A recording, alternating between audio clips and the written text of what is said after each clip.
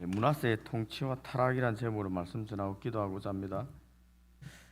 히스기야 왕이 세상을 떠나자 그의 아들 므낫세가 12살의 나이로 왕이 되었습니다. 오늘날 한국의 12살의 나이는 초등학교 5학년 나이입니다. 이 나이로 한 나라의 왕으로서 책임을 감당한다는 것은 매우 어려운 일입니다. 이 한국 정치사를 기억해봐도 좀 그럴 것 같습니다.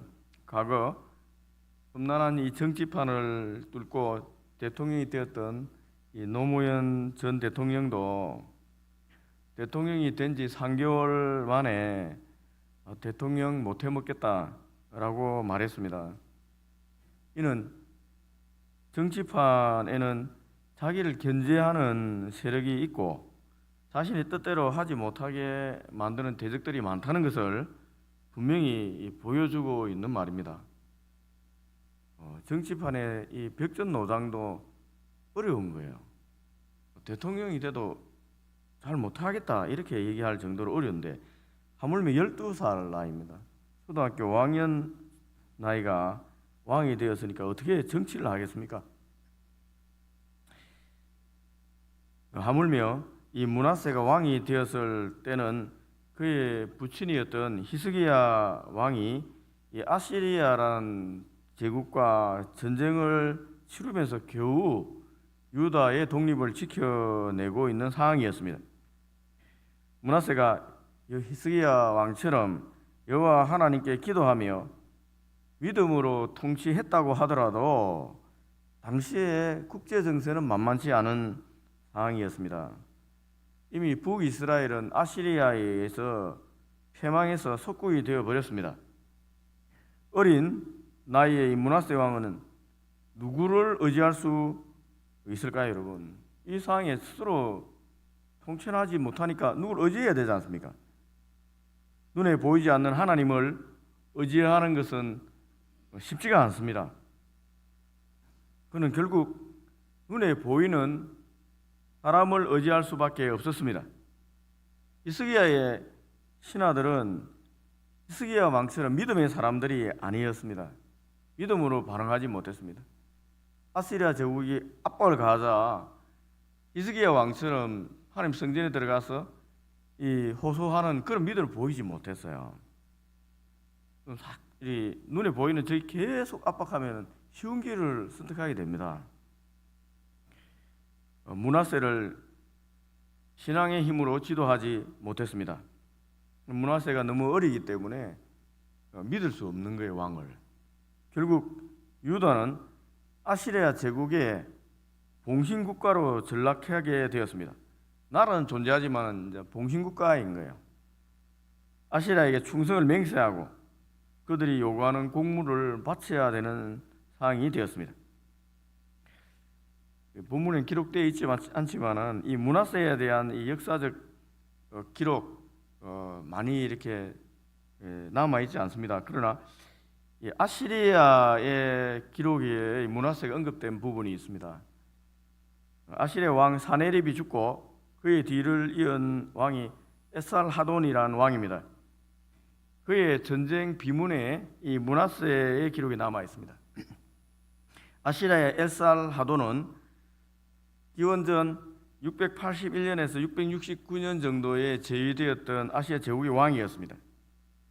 그의 치세 동안 이 많은 건축 활동을 하고 정복 전쟁을 했습니다. 특히 BC 671년에는 이 에살하돈이 이집트를 마침내 정복하게 됩니다. 이 고대 근동의 아시리아 제국의 패권을 확립한 왕입니다. 이 에살하돈의 전쟁 비문 중에 아딧 나리갈이라는 습비가 있습니다. 거기에 유다 왕 므낫세가 언급되어 있습니다. 이 비문은 에살하돈이 주변 지역을 정복하고 이 여러 왕들을 소집한 내용이 기록되어 있습니다. 그 중에 이제 이 유다의 므낫세 왕이 등장하는 것입니다. 등장하는 내용의 비문의 내용입니다. 제가 왕들의 이름이 이렇게 바른 기호대로 있기 때문에 제가 잘 읽기는 곤란하지만 그래도 제가 한번 읽어드리겠습니다. 비문의 내용입니다. 나는 하티 지역과 유프라테스 강 건너편의 왕들을 불러 모았다.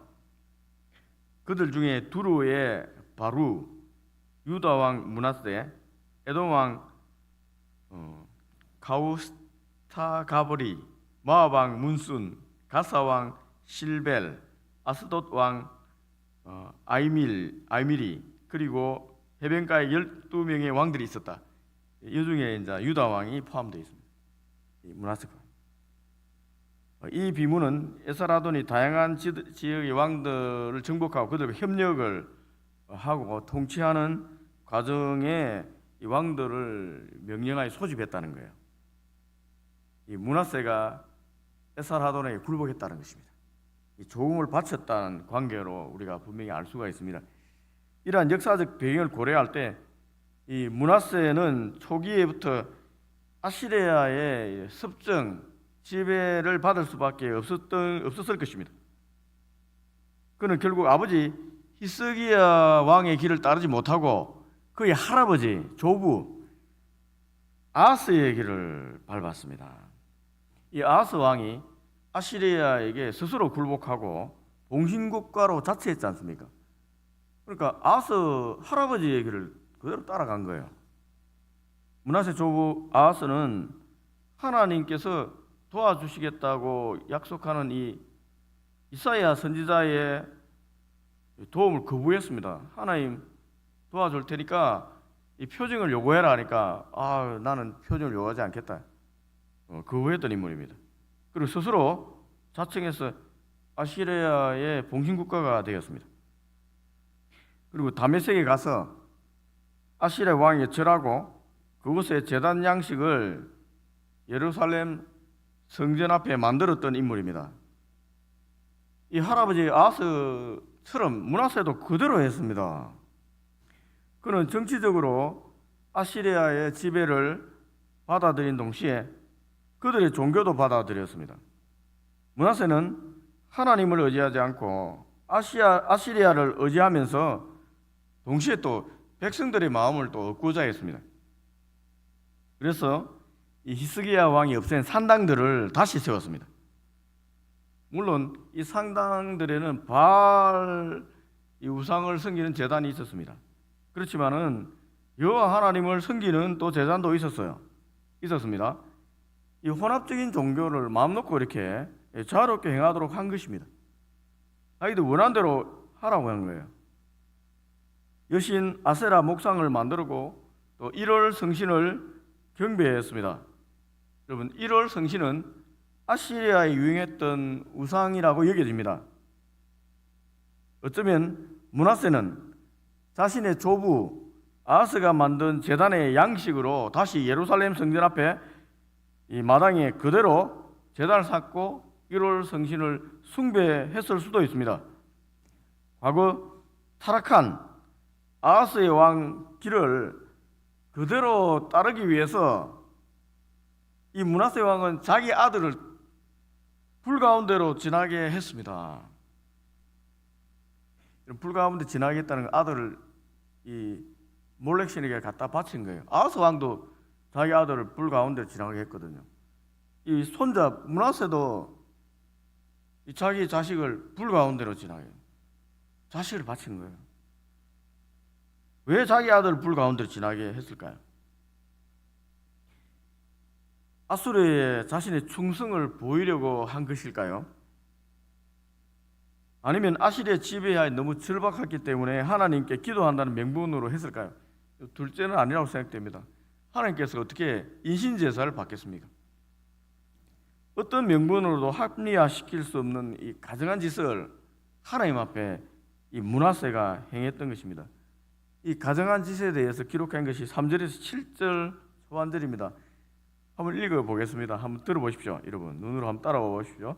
그의 아버지 히스기야가 헐어버린 산당들을 다시 세우며 이스라엘 왕 아합의 행위를 따라 바알을 위하여 제단을 쌓으며 아세라 목상을 만들며 하늘의 1월 성신을 경배하여 섬기며 여호와께서 전에 이르시기를 내가 내 이름을 예루살렘에 두리라 하신 여호와의 성전에 제단들을 쌓고 또 여호와의 성전 두 마당에 하늘의 1월 성신을 위하여 제단을 쌓고 또 자기 아들을 불 가운데로 지나게 하며 점치며 사수를 행하며 신접한 자와 박수를 신임하여 여호와께 보시기에 악을 많이 행하여 그 진노를 일으켰으며 또 자기가 만든 아로새긴 아세라 목상을 성전에 세웠더라. 정말 여러분, 이 유다 역사상 이처럼 이렇게 다양하고 하나님이 싫어하는 악한 짓을 해놓은 왕은 없습니다. 그 결과 백성들은 므낫세의 종교 정책의 영향을 받아서 다 악을 행하며 타락하게 된 것입니다. 왕이 저러는데 백성들이 어떻게 신앙을 지키겠습니까? 왕이 저렇다는 것은 그 옆에 있는 제사장들이나 모든 신하들이 다 동의했다는 것입니다. 백성들로 신앙을 지키지 못하는 겁니다. 다 타락하는 것입니다. 말씀을 맺고자 합니다. 하나님이 악하다고 평가한 이 아시리아의 제단을 성전 앞에 세운 아하스 왕의 아들로, 이 악한 아하스 왕의 아들로 하나님이 정말 사랑하고 하나님의 사람이라고 인정한 위대한 히스기야 왕이 태어났습니다. 그리고 그 위대한 히스기야 왕의 아들로 유다 역사상 가장 악하다고 평가받는 이 므낫세가 또 태어났습니다. 또 역사상 가장 악하다고 평가받는 이 므낫세의 아들로서 유다의 종교개혁을 이끌었던 위대한 또 요시야 왕이 태어났습니다. 우리는 유다 왕국의 역사 속에 변함없이 인내하시고 백성들을 지켜주시고 긍휼을 여기시는 하나님의 손길을 우리가 볼 수가 있습니다. 또한 아무리 악한 왕, 악한 아버지를 두었다고 하더라도 본인이 하나님 앞에 결단하고 바로 서면 하나님의 위대한 사람이 될 수 있다는 것입니다. 반대로 아무리 자기 아버지가 위대한 하나님의 사람이라고 해도 자기가 하나님을 거부하고 우상을 따르며 세상을 따라간다면 하나님으로부터 버림받는다는 사실을 우리가 또 배울 수 있습니다. 아무리 아버지가 중직자고 교회 목사고 장로고 어머니가 권사고 하더라도 자식이 믿음을 지키지 못하면은 자기 믿음대로 하나님께 판단 받는다는 것입니다. 또 내 아버지가 아무리 악한 사람이라도 내가 정말 교회에서 믿음으로 살겠다 결단하면 하나님께서는 그 사람을 높인다는 거예요. 인정하고 하나님 사람을 만든다는 것입니다. 우리가 늘 깨어서 우리 스스로의 삶을 지켜야 되는 이유가 여기에 있습니다. 우리도 부지불식간 므낫세와 같이 무너져 버릴 수도 있어요. 아버지의 신앙들, 우리 믿음의 선배들의 신앙들을 놓쳐버리고 현실의 어려움에 타협하기 시작한다면 쉬운 길을 가게 되면은 무너지는 거예요. 아시리아에게 항복하는 거 쉬운 길이잖아요. 그러면 왕으로 유지되잖아요. 내 자식도 므낫세처럼 될 수 있습니다. 하나하나 양보하고 가면은 우리도 자식들의 신앙을 지켜야 될 의무가 있는데 자꾸 양보하는 거예요. 그러니까 이 시대에 당연하니까 이것도 하고 저것도 해라. 신앙은 자꾸 뒤로 밀리는 발언을 하고 동의해버린다면은 우리 자식도 어느 순간에 우리 신앙을 벗어난 다른 삶을 살고 있는 거예요. 므낫세처럼 될 수 있습니다. 조금씩 우리의 신앙을 양보하면 되돌아올 수 없는 곳까지 가게 되는 거예요. 되는 겁니다, 여러분. 이게 무서운 것입니다. 우리 새벽에 우리 신앙을 한번 점검하면 좋겠습니다. 나의 신앙은 우리 믿음의 선배들에 비해서 어느 정도 뒤로 가 있는가도 한번 생각해 보십시오. 그리고 내 자식들은 어디에 가 있는가 한번 고민해 보십시오. 신앙이 내가 밀렸으면 내 자식들은 더 밀려 있는 것입니다. 그러다가 그 자식이 나오면 어떻게 되냐면 아예 가버리는 거예요. 그럼 돌이킬 수가 없습니다. 지켜야 됩니다. 어떻게 지킵니까? 기도하고 회복을 하는 거예요. 어떻게 회복합니까? 예배부터 회복해야 됩니다. 예배부터 주일 예배부터 놓으라 하고, 주일 예배 놓고 신앙을 지켜내는 사람이면 수요 예배 또 회복하라 하고, 수요 예배 놓는데 새벽기도 한 번 더 도전하는 것입니다. 신앙이 무너지는 순서는 반대입니다. 새벽기도부터 안 나옵니다. 그다음 수요 예배 안 나옵니다. 그다음에 주일 오후 예배 안 나옵니다. 마지막은 대예배도 왔다 갔다 합니다. 인터넷 예배 드리고 말지. 그다음에 떨어지는 거예요. 반대로 회복하는 길도 마찬가지입니다. 대예배, 수요 예배, 그다음에 새벽기도에 예배를 지키자고 계속하는 것입니다. 이게 최소한의 우리가 지켜야 될 최후의 방어선입니다. 우리가 예배를 지켜내고 교회를 지켜낼 때 우리 자식들을 지켜낼 수 있습니다. 여러분, 절대 양보해서 되지 않는 게 주일 예배입니다. 이건 반드시 지켜내야 돼요. 네가 어디 가든 무슨 하든지 간에 주일 예배는 지켜라. 그러면 부모로서 엄격하게, 진짜 진지하게 얘기해야 됩니다. 진지하게 얘기하면 먹힙니다. 우리가 대충 얘기하니까 안 먹히는 거예요. 우리 모습 그대로 자식들 따라하면 무서운 것입니다. 기도하겠습니다. 오늘 말씀 붙잡고 좀 한번 생각하면 기도하면 좋겠습니다. 우리 자식들도 문하세처럼 이렇게 무너지지 않도록 내부터 우리부터 신앙을 점검하고 내 자식들의 신앙을 지킬 수 있을 때까지, 내가 할 수 있는 데까지 최선을 다하겠다고 한번 고민하면 좋겠습니다. 그리고 신앙을 회복할 수 있도록 기도해 하면 좋겠습니다. 자녀